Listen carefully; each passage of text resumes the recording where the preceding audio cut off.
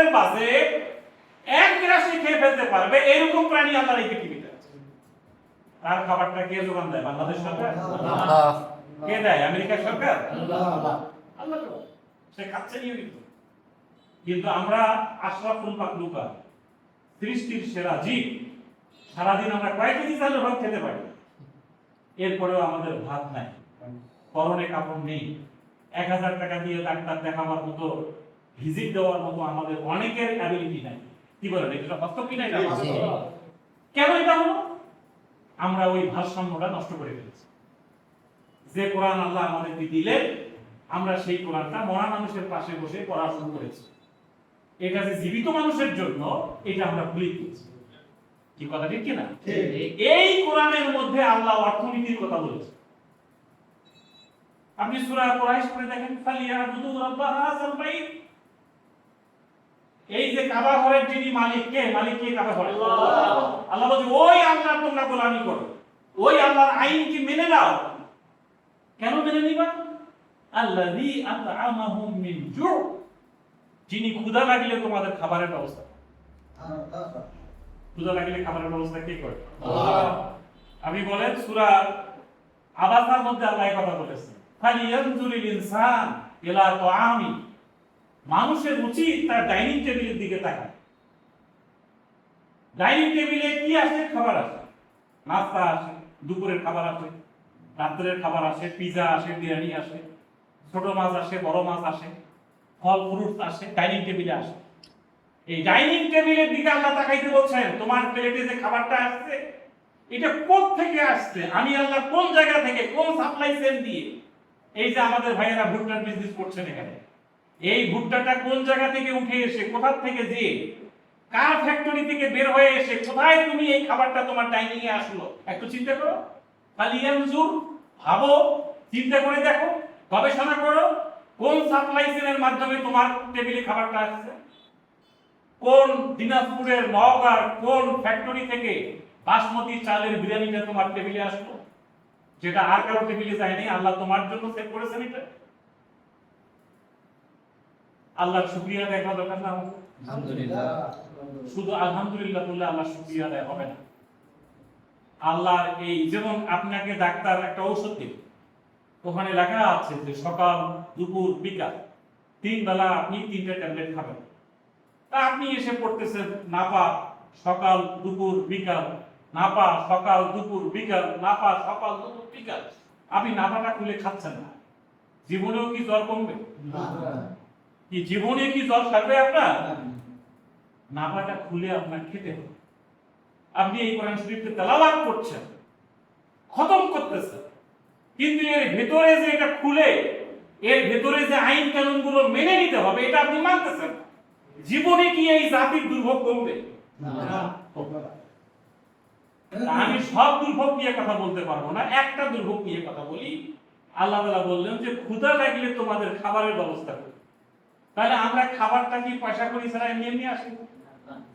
টাকা ছাড়া বাজার করা যায়?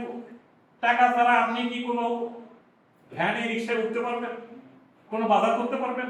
কোথাও কিছু করতে পারবেন না, টাকা লাগবে। তাহলে আল্লাহ তাআলা এই পৃথিবীতে আমাদেরকে পাঠালেন, সাথে অর্থনৈতিক জীবন ব্যবস্থাও দিয়েছে। নাকি অর্থনীতি ছাড়াই আমরা চলতেছি? অর্থনীতি ছাড়া পৃথিবীতে কোনো মানুষ চলতে পারবে না। এই অর্থনীতিটার মধ্যে কেন এই দুর্ভোগ, কেন এত অস্থিরতা, কেন এত হতাশা, কেন এত গুজব, কেন এত আমরা এত টেনশনের মধ্যে পড়ে যাই? এর কারণটা হচ্ছে যে আল্লাহ তাআলা যে ক্যাটালগটা আমাদেরকে দিলেন, আল্লাহর কোরআন, এর ভেতরে যে অর্থনীতির নিয়ম কানুনটা আছে, এইটা আমরা এই সমাজে এখনো 100% এস্টাবলিশ করতে পারি না। কি কথা ঠিক না? মজার বিষয় দেখেন, অর্থনীতি ছাড়া যেন একটা মানুষ চলতে পারে না, কিন্তু আমাদের সমাজের রন্ধ্রে রন্ধ্রে সুদ ঢুকে আছে। কি বলেন, ঠিক কিনা? দাড়িওয়ালা, টুপিওয়ালা, পাগড়ি পরা, জুব্বা পরা, ইতিমখানা আছে, মাদ্রাসা চালায়, হজ করছে অনেকবার, মসজিদের ইমাম, মোতাওয়াল্লি, সভাপতি, সেক্রেটারি, সবাই কম বেশি আমরা সুদের সঙ্গে জড়িত হয়ে গেছে। কি বলেন, কথা ঠিক কিনা? আমি আপনাদেরকে একটা কথা বলি, কিয়ামতের মাঠে 5টা প্রশ্ন করা হবে। এই 5টা প্রশ্ন নিয়ে কিন্তু আমাদের খুব একটা আলোচনা হয় না। আপনারা এবার বিশ্বকাপ দেখলেন, আর্জেন্টিনা খেললো, ব্রাজিল খেললো, স্পেন খেললো, বিভিন্ন দেশ খেলছে। এই আর্জেন্টিনার মেসিও যদি আজকে দুনিয়াতে মারা যায়, মারা যাওয়ার সাথে সাথে কবরে থেকে 3টা প্রশ্ন করা হয়। ডোনাল্ড ট্রাম্প যদি আজকে মারা যায়, তাকেও কবরে 3টা প্রশ্ন করা হয়। আমি যদি মারা যাই, আমাকেও কবরে 3টা প্রশ্ন করা হয়। আমাদের রফিকুল ইসলাম দরবেশ ভাই মারা গেলেও তাকে কবরে 3টা প্রশ্ন করা হয়। বাইতুল মোকাররমের যিনি খতিব, উনিও মারা গেলেও না, কবরে প্রশ্ন হবে কয়টা? 3টাই। তাহলে মেসির জন্য যে সিলেবাস, আমার জন্য সেই সিলেবাস, আপনার জন্য সেই সিলেবাস। আমরা এখানে যারা বসে আছি, আওয়ামী লীগ করি, বিএনপি করি, জামাত করি, চরমনাই করি, তাবলীগ করি, যাই করি না কেন, মৃত্যুর পরে প্রশ্ন কয়টা বলেন তো? 3টা। নাকি তাবলীগের জন্য একরকম, আওয়ামী লীগের জন্য আরেক রকম? বিষয়টা কি এরকম? এক সিলেবাস, এক প্রশ্ন। মজার বিষয় যে কবরে 3টা প্রশ্নের উত্তর দিতে পারলে তাকে 4 নম্বর আরেকটা প্রশ্ন করা হবে। এই কথাটা ভালো করে শুনেন।